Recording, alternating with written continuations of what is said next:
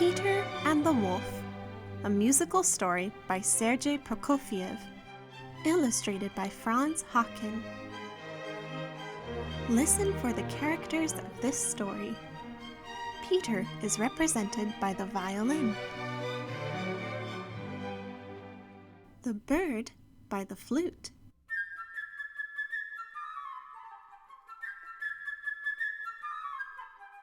the duck by the oboe,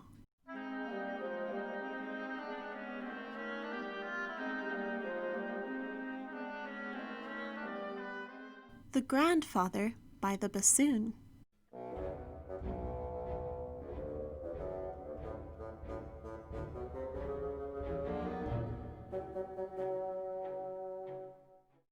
the wolf by the French horn,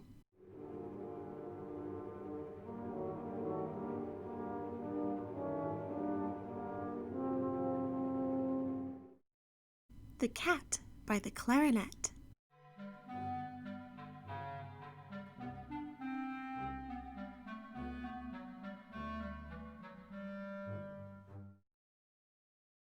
and the hunters by the drum.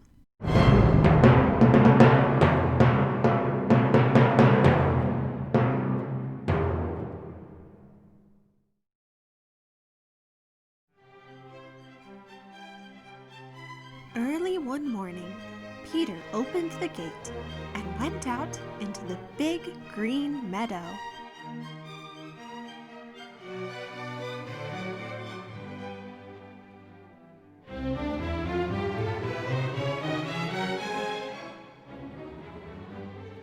On a branch of a big tree sat a little bird, Peter's friend. "All is quiet," chirped the bird gaily.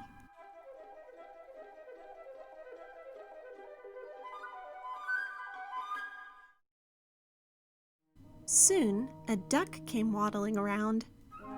She was glad that Peter had not closed the gate and decided to take a nice swim in the deep pond in the meadow.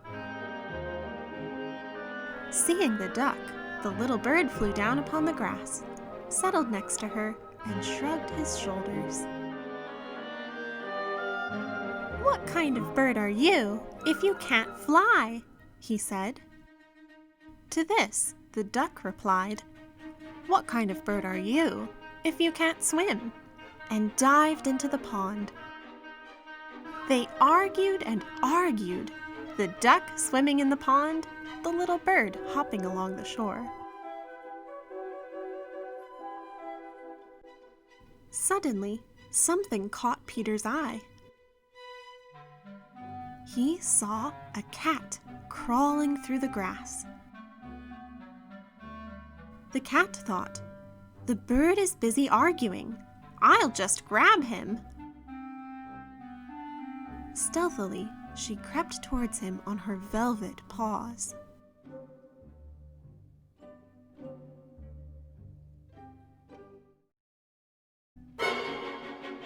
"Look out!"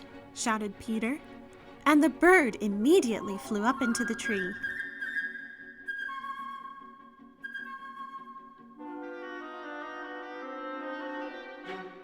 The duck quacked angrily at the cat from the middle of the pond.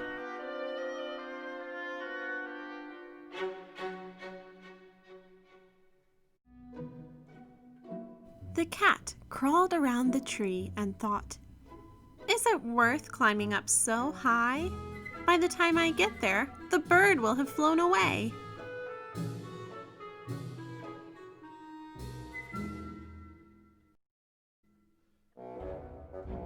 Grandfather came out. He was angry because Peter had gone to the meadow. "It is a dangerous place. If a wolf should come out of the forest, then what would you do?"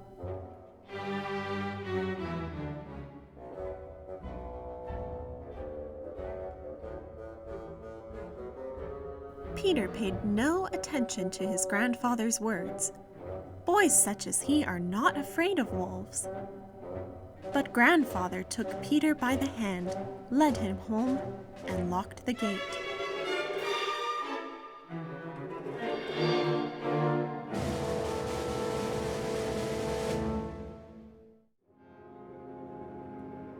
no sooner had Peter gone than a big gray wolf came out of the forest.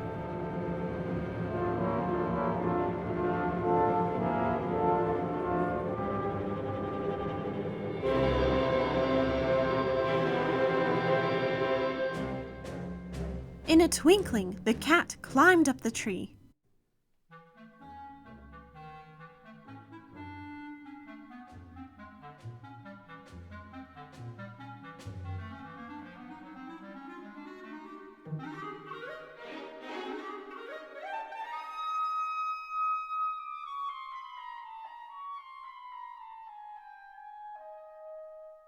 The duck quacked, and in her excitement jumped out of the pond.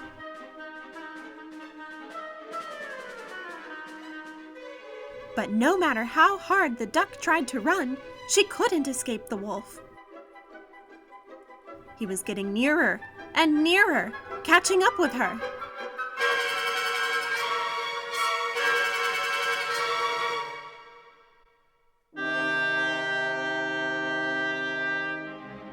And then he got her, and with one gulp, swallowed her. So, this is how things stood. The cat was sitting on one branch, the bird on another, not too close to the cat.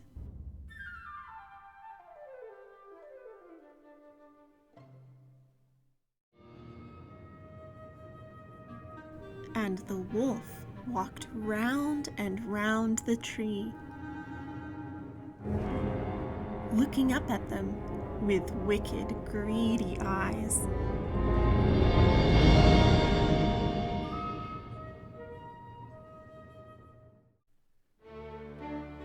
In the meantime, Peter, without the slightest fear, stood behind the closed gate, watching all that was going on.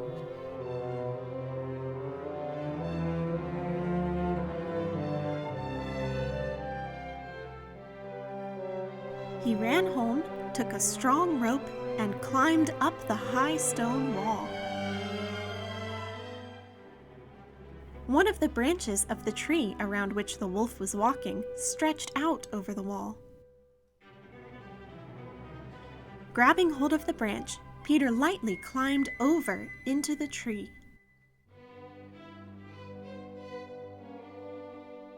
Peter said to the bird, "Fly down and circle around the wolf's head. But take care that he doesn't catch you."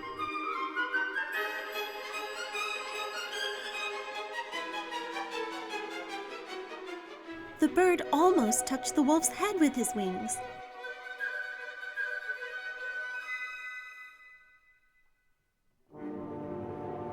While the wolf snapped angrily at him from this side and that. How that bird did worry the wolf! How he wanted to catch him!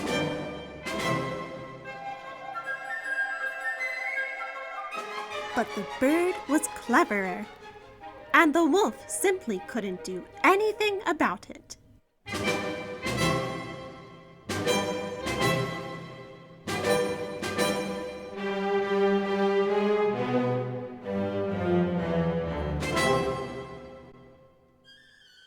Meanwhile, Peter made a lasso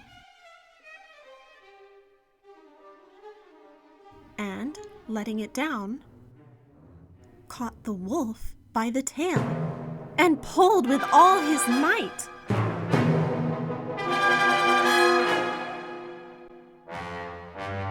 Feeling himself caught, the wolf began to jump wildly, trying to get loose.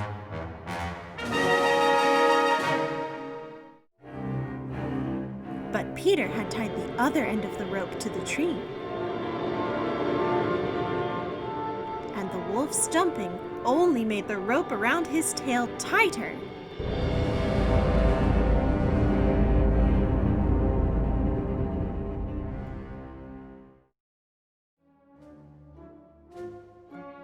Just then, the hunters came out of the woods.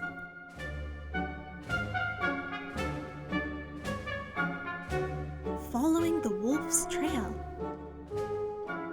and shooting as they went.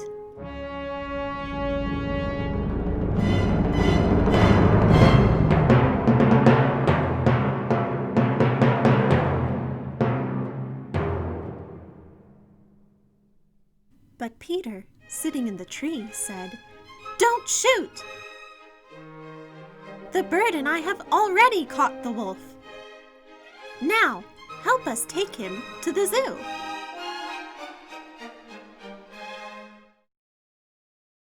Now, just imagine the triumphant procession. Peter at the head.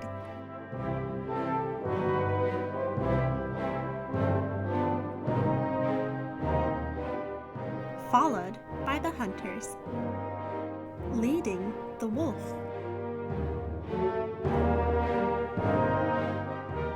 And winding up the procession came Grandfather and the cat. The procession is so long that we cannot get it all on one page.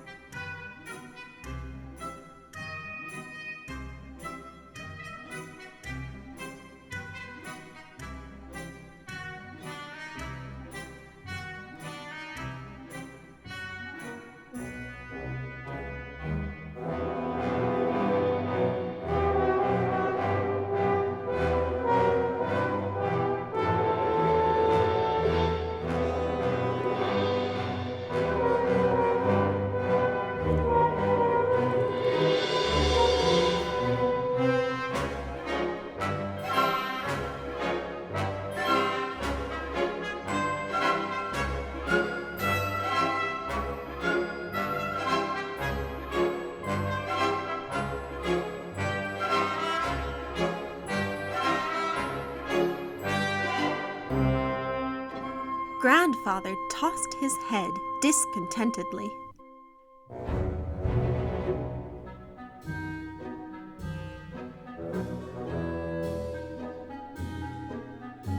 "Well," he said, "and if Peter hadn't caught the wolf, what then?"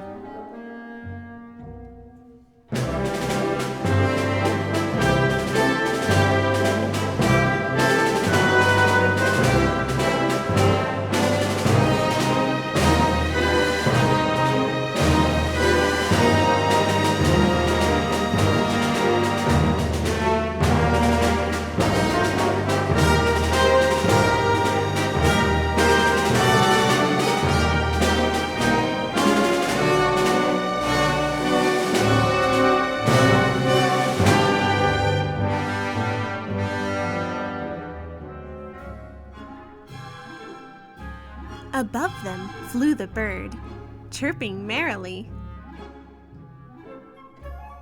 "My, what fine ones we are, Peter and I! Look what we have caught!"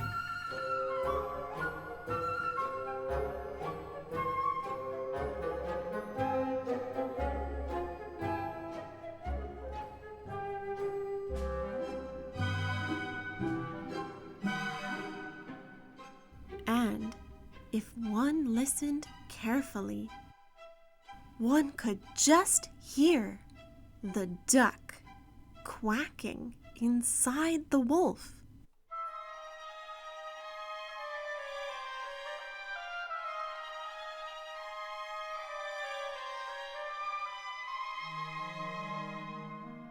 Because the wolf, in his hurry, had swallowed her whole.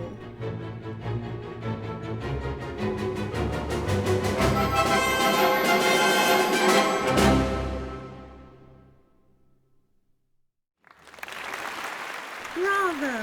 Encore! Now it's your turn. Grab your crayons and color while you listen. Have a conversation about the music.